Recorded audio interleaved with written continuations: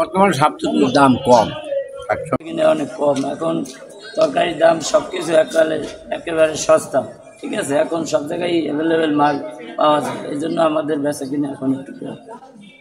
ব্যবসা করতাম, এখন দাম কম, এখন চলে কম, এখন সব জিনিসই সস্তা আর কি, কম দামে বিক্রি করা লাগে। গ্রামে অ্যাভেলেবেল সব জায়গায় তরকারি পাওয়া যায়, মানুষ কেনে কম।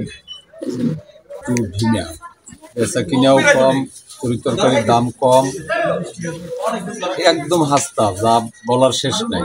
আনাজ কপি 10 টাকা বেশি, পাতাকপি 20 টাকা বেশি, ফুলকপি 10 টাকা বেশি, কুশি 15 টাকা বেশি। যে কোনো তরকারি অ্যাভেলেবেল গ্রামগঞ্জে পাওয়া যায়, পথে ঘাটে সব জায়গায় পাওয়া যায়, ভ্যান গাড়িতে পাওয়া যায়, কিন্তু তরকারির দামও কম, ক্রেতাও কম।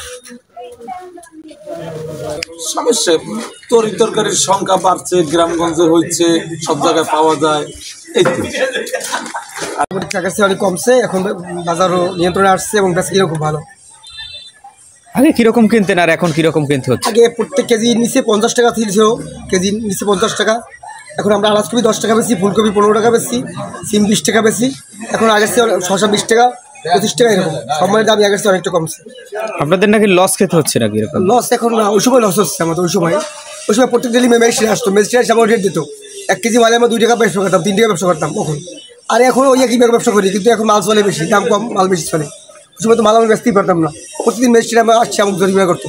কোথা থেকে এগুলো সংগ্রহ করেন মাল? এগুলো আমরা এখান থেকে কিনি, ওই গ্রাম থেকে কৃষকে নিয়ে আসে আড়তে, আর কিছু 10 থেকে কিছু মাল আসে এই আড়তে, আমরা এখানে আড়ত থেকে কিনি। ফুলকপি 3 টাকা 4 টাকা কেজি পাইকারি চলে, পাতাকপি 10 টাকা কেজি চলে পাইকারি, কাঁচামরিচ 30 টাকা পাইকারি চলে, খুচরা বেশি 40, খুচরা বেশি এই 3 কেজি 20 টাকা, পাতা 15 টাকা কেজি বেশি। খুব বাজার নর্মাল।